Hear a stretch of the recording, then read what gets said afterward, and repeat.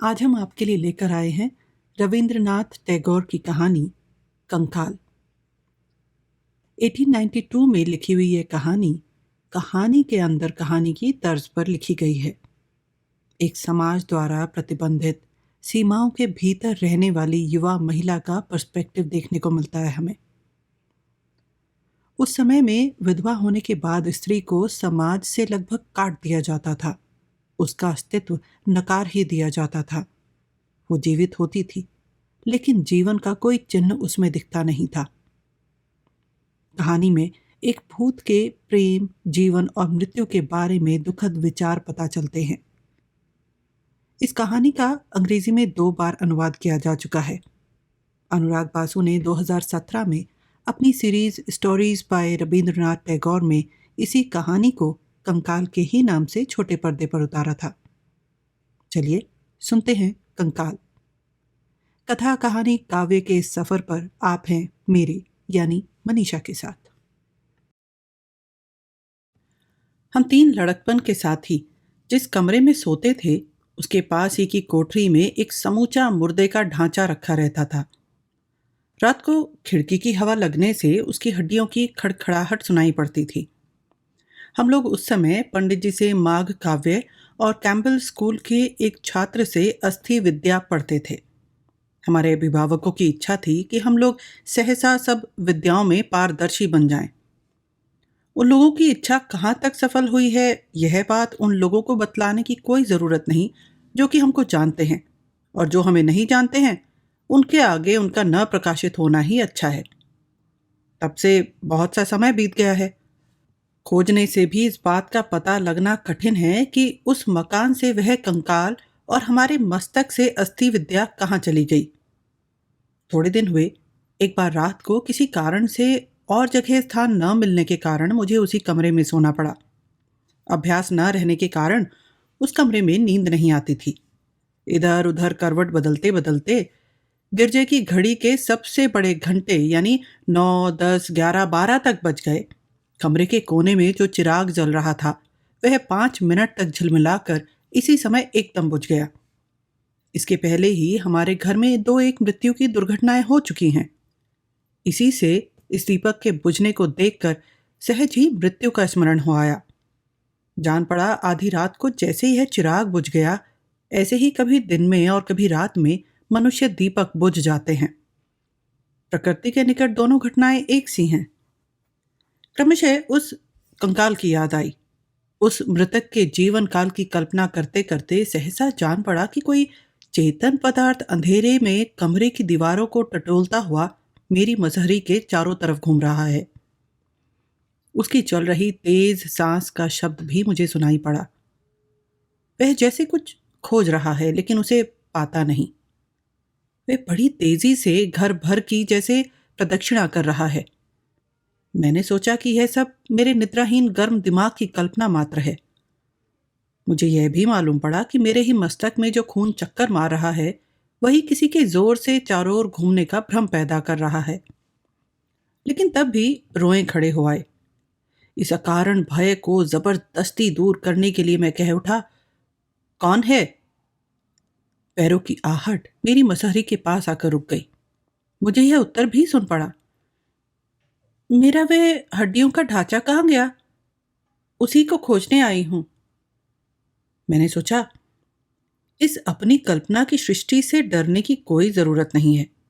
तकिए को छाती के नीचे रखकर चिर परिचित की तरह मैंने बहुत ही सहज स्वर में कहा, इस आधी रात को अच्छा काम ढूंढ निकाला है, लेकिन उस ढांचे की अब तुम्हें क्या जरूरत है? अंधेरे में मसहरी के पास से ही उत्तर मिला, कहते क्या हो? मेरे हृदय की हड्डियां उसी में थी। मेरे 26 बरस की जवानी उसी के चारों ओर विकास को प्राप्त हुई थी। ऐसी अपनी चीज को देखने की इच्छा होना क्या स्वाभाविक नहीं है? हाँ, बात तो तुम्हारी युक्ति संगत है। अच्छा, तुम जाकर उसका पता लगाओ, मुझे जरा सो लेने दो। जान पड़ता है तुम अकेले हो। अच्छा, तो जरा बैठ जाओ, जरा बातचीत करेंगे। 35 बरस पहले तक मैं भी आदमी के पास बैठकर आदमी के रूप में बातचीत करती थी। इधर ये मेरे 35 बरस केवल मसान की हवा में हू हू शब्द करके घूमने में बीते हैं। आज तुम्हारे पास बैठकर फिर आदमी की तरह बातचीत करने को जी चाहता है। मुझे जान पड़ा जैसे मेरी मसहरी के पास कोई बैठ गया। कोई और उपाय न देखकर मैंने कुछ अधिक उत्साह दिखाकर कहा, अच्छी बात है, जरा तबीयत खुश करने वाली कोई बात सुनाओ। सबसे बढ़कर मजे की बात मेरा जीवन चरित्र है। मैं कोशिश करूंगी कि उसी को संक्षेप में कहूं। गिरजे की घड़ी में टन टन करके 2 बजे।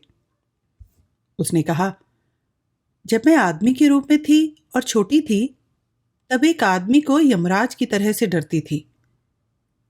वह थे मेरे स्वामी। कांटे में फंसी हुई मछली की जो दशा होती है, वही दशा मेरी थी।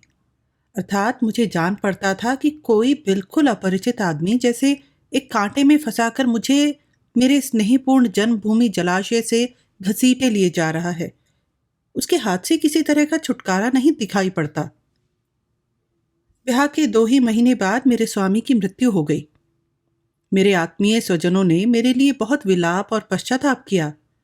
मेरे ससुर ने बहुत से लक्षण मिलाकर देखकर सास से कहा, शास्त्र में जिसे विषकन्या कहते हैं, यह लड़की वही है। यह बात मुझे स्पष्ट रूप से याद है। सुनते हो? कैसी कहानी है? अच्छी है। कहानी का आरंभ बड़ा ही मजेदार है। अच्छा, सुनो। मैं खुशी के साथ बाप के घर चली आई। धीरे धीरे अवस्था अधिक होने लगी। लोग मेरे आगे मेरे रूप का बखान नहीं करते थे, लेकिन मैं खुद अच्छी तरह जानती थी कि मेरी जैसी सुंदर स्त्री सब जगह नहीं दिखाई पड़ती। तुम क्या समझते हो? बहुत संभव है कि तुम अत्यंत सुंदर ही रही हो, लेकिन मैंने तो तुमको कभी देखा नहीं। देखा नहीं? क्यों? मेरा वह ढांचा? मैं ठट्ठा करती हूँ। तुम्हारे आगे मैं कैसे साबित करूं कि उन चक्षुहीन गढ़ों में पहले 2 बड़ी बड़ी काली काली आंखें थी। इस समय के खुले हुए मांस शून्य दांतों की विकट हंसी देखकर तुम क्या कभी यह अनुमान नहीं कर सकते कि वहां पर 2 लाल होंठ थे और उनके ऊपर मनमोहिनी हंसी लहराया ही करती थी। उस ढांचे के उन कई एक अस्थि खंडों के ऊपर इतना लालित्य, इतना सलोनापन और इतनी जवानी की कठिन कोमल सुडौल परिपूर्णता दिन दिन खिलती आती थी कि उसका वर्णन तुम्हारे आगे करते हंसी आती है और गुस्सा भी मालूम पड़ता है। उस समय के बड़े बड़े डॉक्टर भी इस बात पर विश्वास न करते कि मेरे उस शरीर को लेकर अस्थि विद्या सीखी जा सकती है। मुझे मालूम है कि एक डॉक्टर ने अपने एक खास दोस्त से मुझे स्वर्ण चंपा कहा था। उसका अर्थ यही था कि पृथ्वी के और सब मनुष्य अस्थि विद्या और शरीर तत्व सीखने के समान बन सकते हैं। केवल मैं ही सौंदर्यमय फूल के समान थी। कौन कह सकता था कि स्वर्ण चंपा के भीतर यह हड्डियों का ढांचा होगा? मैं जब चलती थी तब मुझे आप ही मालूम पड़ता था कि जैसे हीरे को हिलाने डुलाने से उसके चारों ओर प्रकाश की चमक दौड़ जाती है, वैसे ही मेरे शरीर का हर अंग हिलने से सौंदर्य की छटा चारों ओर छिटक जाती थी। मैं बीच बीच में अपने हाथों को आप ही बहुत देर तक निहारा करती थी। दोनों हाथ ऐसे थे कि पृथ्वी के सारे उद्धत पौरुष के मुंह में लगाम चढ़ाकर उसे अपने वश में रख सकते थे। सुभद्रा अर्जुन को लेकर दर्प के साथ अपने विजय रथ को विस्मित त्रिलोकी के भीतर से ले गई थी। जान पड़ता है उनके भी ऐसे ही गौल सुडौल भुजाएं, लाल हथेलियां और लावण्य शिखा के समान उंगलियां थी।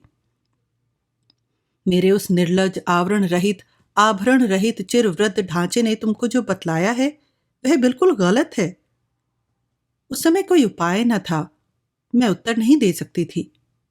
यही कारण है कि पृथ्वी पर सबसे बढ़कर तुम पर मुझे रोष है।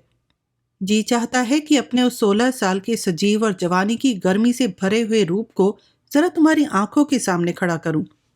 सदा के लिए तुम्हारी आंखों की नींद मिटा दूं और तुम्हारी अस्थि विद्या को अस्थिर करके इस देश से निकाल बाहर कर दूं। तुम्हारे अगर शरीर होता तो मैं उसे छू कर कहता कि मेरे मस्तक में अब उस विद्या का लेश भी नहीं है और तुम्हारी उस भुवन मोहिनी जवानी का रूप रात के अंधकार पट के ऊपर अग्निवर्ण से अंकित हो उठा है। तुम्हें अब और अधिक न कहना पड़ेगा। घर में मेरा कोई साथी न था। दादा ने ब्याह न करने की प्रतिज्ञा कर रखी थी। जनाने में बस अकेली मैं थी। घर के भीतर के छोटे बाग में पेड़ के नीचे अकेले बैठकर मैं सोचती थी कि सारी पृथ्वी मुझी को प्यार करती है, सब तारे मुझी को निहार रहे हैं, हवा अंग में लगने के लिए बार बार मेरे पास आती है, और जिस घास के ऊपर दोनों पैर रखे मैं बैठी हूं, उसके अगर चेतना होती तो वह फिर दोबारा अचेत हो जाती। मैं अपने मन में यह कल्पना करती थी कि पृथ्वी के सारे नौजवान लोग इसी तृणपुंज के रूप से दल बांधकर चुपचाप मेरे चरणों के पास खड़े हैं। हृदय में अकारण ही एक प्रकार की व्यथा जान पड़ती थी। दादा के दोस्त डॉक्टर रामनाथ मेडिकल कॉलेज से पास होते ही हमारे घर के डॉक्टर हो गए। मैंने पहले आड़ से उनको कई बार देखा था। दादा बहुत ही विचित्र आदमी थे, पृथ्वी को जैसे अच्छी तरह आंख खोलकर देखते ही न थे। उनके दोस्तों में बस एक रामनाथ थे। इसी से बाहर के युवकों में केवल रामनाथ ही मुझे हमेशा देखने को मिलते थे। जब मैं संध्या के समय फूले हुए पेड़ के नीचे रानी बनकर बैठती, तब पृथ्वी के सारे पुरुष रामनाथ का रूप रखकर मेरे पैरों के पास आकर सिर झुकाते थे। सुनते हो, क्या जान पड़ता है? हाँ, जान पड़ता है कि रामनाथ होकर जन्म लेता तो अच्छा था। पहले सब सुन लो। एक दिन बदली थी, मुझे बुखार चढ़ाया। डॉक्टर देखने आए। सामने होने का यह पहला ही मौका था। मैं खिड़की की तरफ मुंह किए हुए थी। उसका मतलब यह था कि सायंकाल की लाल आभा पड़ने से रोगी मुख का फीकापन छिप जाए। डॉक्टर ने भीतर आते ही जब एक बार मेरे मुंह की ओर देखा, तब मैंने मन ही मन अपने को डॉक्टर मानकर कल्पना के आईने में अपने मुंह को देख लिया। वो संध्या के प्रकाश में कोमल तकिए के ऊपर कुछ मुरझाए हुए फूल के समान सुंदर सुकुमार मुख रखा हुआ था। छोटे छोटे केश मस्तक पर बिखरे पड़े थे। लज्जा से नीची बड़ी बड़ी आंखों की पलकों की छाया कपोलों के ऊपर फैली थी। डॉक्टर ने नम्र और कोमल स्वर में दादा से कहा, जरा हाथ देखना होगा। मैंने कपड़े के भीतर से रोग शिथिल गोल गोल हाथ बाहर निकाला। एक बार हाथ की ओर देखा। अगर नीले रंग की कांच की चूड़ी पहन सकती तो और भी अच्छे मालूम होते। इससे पहले मैंने कभी किसी डॉक्टर वैद्य को इतनी देर तक किसी रोगी की नाड़ी देखते नहीं देखा था। अत्यंत असंलग्न भाव से कांपती हुई उंगलियों से उन्होंने नाड़ी देखी। उन्होंने मेरे बुखार की गर्मी समझ ली और मैंने यह जांच लिया कि उनके हृदय की नाड़ी किस गति से चल रही है। क्यों, तुमको क्या विश्वास नहीं होता? मुझे तो इसमें अविश्वास का कुछ भी कारण नहीं दिखाई पड़ता। आदमी की नाड़ी हर हालत में एक गति से नहीं चलती। कुछ दिनों में और भी 2-4 बार बीमार और आराम होने के बाद मैंने देखा, मेरे उस संध्या काल के ख्याली दरबार में पृथ्वी के करोड़ों पुरुषों की संख्या घटते घटते एक ही रह गई। मेरे लेखे पृथ्वी जनशून्य हो गई। जगत में केवल एक डॉक्टर और एक रोगी बच रहा। मैं छिपाकर शाम को एक बसंती रंग की धोती पहनती थी। अच्छी तरह चोटी बांधकर उसमें एक बड़ा सा गुलाब का फूल खोस लेती थी। इसके बाद एक आईना हाथ में लेकर उसी छोटी सी बगिया के भीतर जाकर बैठती थी। आप कहेंगे क्यों? अपने को देखकर क्या जी नहीं भरता था? जी हाँ, अपने को देखकर जी नहीं भरता था। इसका कारण था वह यह कि मैं केवल आप ही अपने को नहीं देखती थी। मैं उस समय अकेले ही 2 रूप रख लेती थी। उस समय मैं डॉक्टर की ओर से अपने को देखती थी, मुग्ध होती थी, प्यार करती थी और आदर दिखाती थी। लेकिन हृदय के भीतर शाम की हवा की तरह एक लंबी सांस चक्कर लगाने लगती थी। तब से मैं अकेली नहीं रही। जब चलती थी तब झुकी हुई आंखों से देखती थी कि मेरे पैर की उंगलियां जमीन के ऊपर किस तरह पड़ती हैं। साथ ही सोचती थी कि यह मेरी चाल नए पास होकर आए डॉक्टर को कैसी मालूम पड़ती होगी। दोपहर को सन्नाटा रहता था। बीच बीच में एक आध चील आकाश में बहुत दूर पर बोल उठती थी।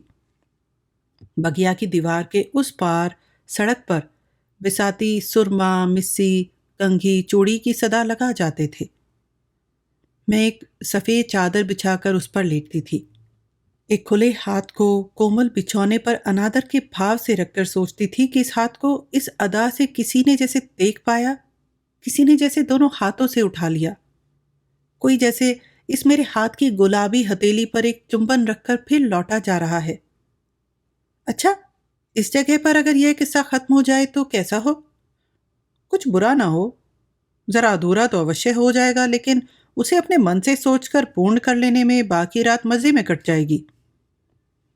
लेकिन ऐसा होने से यह कहानी बहुत ही गंभीर हो जाएगी। इसकी दिल लगी कहाँ रहेगी? इसके भीतर का मुर्दे का ढांचा अपने सब दांत खोलकर कैसे दिखाई देगा? अच्छा, उसके बाद सुनो जरा। डॉक्टरी का रोजगार चल निकलते ही डॉक्टर ने हमारे घर के नीचे के खंड में अपना डॉक्टर खाना खोला। मैं उस समय बीच बीच में हंसते हंसते दवाओं के बारे में, विष के बारे में उनसे पूछताछ करती थी। कई बार यह भी पूछा कि क्या करने से आदमी सहज में मर जाता है। इन डॉक्टरी की बातों के वर्णन में डॉक्टर का मन खूब लगता था। सुनते सुनते मृत्यु जैसे घर के आदमी के समान जान पड़ती थी। मुझे प्रेम और मरण, यही दो वस्तुएं पृथ्वी भर में व्याप्त दिखाई पड़ने लगी। मेरी कहानी समाप्त हो आई है। अब थोड़ी सी ही और है। रात भी बस थोड़ी सी ही है। कुछ दिन से मुझे देख पड़ने लगा कि डॉक्टर साहब बहुत ही दुचित्ते से रहते हैं। मेरे आगे लज्जित झेपे से रहते हैं। एक दिन मैंने सुना कि डॉक्टर का ब्याह है। ब्याह शहर ही में है, लेकिन यह बात मुझे ठीक ब्याह ही के दिन मालूम हुई। उस दिन सवेरे डॉक्टर ने आकर कुछ सामान, गहना, बर्तन वगैरह दादा से मांगा। दादा ने मुझसे सब सामान निकलवा कर डॉक्टर को दिया। मुझसे रहा नहीं गया। मैंने दादा से पूछा, डॉक्टर साहब यह सामान क्या करेंगे? दादा ने कहा, आज उनका ब्याह है। क्या यह सच है? ये कहकर मैं हंसने लगी। लेकिन अपने मन में मैंने कहा, मुझसे यह खबर छिपाकर मेरा अपमान करने का मतलब क्या है? मैंने क्या उनके पैर पकड़कर कहा था कि ऐसा काम करोगे तो मैं सिर फोड़कर जान दे दूंगी? मर्दों पर विश्वास करना भूल है। पृथ्वी पर मैंने केवल एक ही पुरुष देखा है और घड़ी ही भर में उसके बारे में मुझे जानकारी हासिल हो गई। दोपहर के बाद डॉक्टर एक बार फिर मेरे घर आए। मैंने आवश्यकता से अधिक हंसते हंसते कहा, डॉक्टर साहब आज क्या आपका ब्याह है? मेरी प्रफुल्लता देखकर डॉक्टर केवल झेपे ही नहीं बल्कि बहुत ही उदास हो गए। मैंने पूछा, आतिशबाजी, रोशन चौकी और बैंड वगैरह है या नहीं? ये सुनकर उन्होंने एक ठंडी सांस लेकर कहा, ब्याह क्या ऐसे बड़े आनंद की बात है? मैं तो यह सुनकर हंसते हंसते लोटपोट हो गई। ऐसी बात तो मैंने कभी सुनी ही नहीं। मैंने कहा, यह ना होगा, आतिशबाजी, रोशन चौकी और बैंड वगैरह सब होना चाहिए। दादा के पास जाकर मैं उनके पीछे पड़ गई। डॉक्टर की बारात में बाराती बहुत न थे, केवल दूल्हा, पुरोहित और नाई की बारात थी। वह भी 100 कदम के फासले पर जाने को थी। इसी से बहुत बड़ी तैयारी की जरूरत न थी। तब भी मेरे आग्रह से दादा को आतिशबाजी, रोशन चौकी और बैंड का प्रबंध अवश्य करना पड़ा। 6 बजे के बाद डॉक्टर साहब एक रोगी को दवा देने डॉक्टर खाने में आए। दवा देकर दादा के पास आए। दोनों ने बैठकर एक एक प्याला शराब का पिया। दोनों को नित्य का यह अभ्यास हो गया था। शाम हुई, धीरे धीरे चांद निकल आया। मैंने जाकर कहा, डॉक्टर साहब क्या भूल गए? बारात कब जाएगी? यहाँ पर एक साधारण बात कह देना आवश्यक है। इधर मैं एक दिन मौका पाकर डॉक्टर खाने से थोड़ी सी संखिया ले आई थी। वही थोड़ी सी छिपाकर डॉक्टर की शराब के गिलास में उस समय छोड़ दी। सखिया कहाँ रखी है यह बात मुझे डॉक्टर से ही मालूम हुई थी। डॉक्टर ने एक सांस में गिलास खाली करके मेरी ओर 3 दृष्टि डालकर रुंधे हुए कंठ से कहा, तो फिर जाता हूं। डॉक्टर के दरवाजे पर बैंड बजने लगा। मैंने एक बनारसी साड़ी पहनी। संदूक में जितने गहने रखे थे सब निकाल कर पहन लिए। मांग में बहुत सा सिंदूर लगाया। मैंने इस तरह सज धज कर उसी बगिया में पेड़ के नीचे सफ़ेद चादर बिछाई और लेट गई। बड़ी सुंदर रात थी। चांदनी खिली हुई थी। सो रहे आदमियों की थकान दूर करता हुआ दक्षिण पवन चल रहा था। जूही के फूलों की महक बगिया में भरी हुई थी। बैंड का शब्द जब धीरे धीरे दूर चला गया, चांदनी जब अंधकार में लीन होने लगी, तरु पल्लव आकाश और घर बार समेत पृथ्वी जब मेरे चारों ओर से माया की तरह दूर हटने लगी, तब मैं आंखें बंद करके हंसी। इच्छा थी कि जब लोग आकर देखेंगे तब यह हंसी मेरे होंठों के पास रंगीन नशे की तरह बनी रहे। इच्छा थी कि जब मैं अपने प्रिय से अनंत रात्रि में धीरे धीरे मिलने जाऊंगी, तब इस हंसी को यहीं से अपने मुंह में लेकर जाऊंगी। लेकिन कहाँ है वह अनंत रात्रि का प्रिय समागम? मेरा वह विवाह वेश ही कहाँ है? अपने भीतर एक तरह का खट खट शब्द सुनकर मैं जाग पड़ी। देखा, मेरा ढांचा लिए 3 बालक अस्थि विद्या सीख रहे हैं। हृदय में जहां पर सुख और दुख से धक धक करने लगता था और जहां पर प्रतिदिन एक एक करके जवानी के फूल की पंखुड़ियां खिलती थी, वहीं बेंत से इशारा करके मास्टर साहब बतला रहे हैं कि इस हड्डी का यह नाम है। और वह जो आखिरी हंसी मेरे होंठों के पास थी, उसका कुछ चिन्ह भला तुम्हें दिखाई दिया था? किस्सा कैसा मालूम हुआ? बड़ा मजे का किस्सा है। इसी समय कोए कां कां करने लगे। क्या अभी हो? मैंने पूछा। कुछ उत्तर नहीं मिला। आंखें खोलकर देखा, कमरे में सवेरे का प्रकाश फैला हुआ था।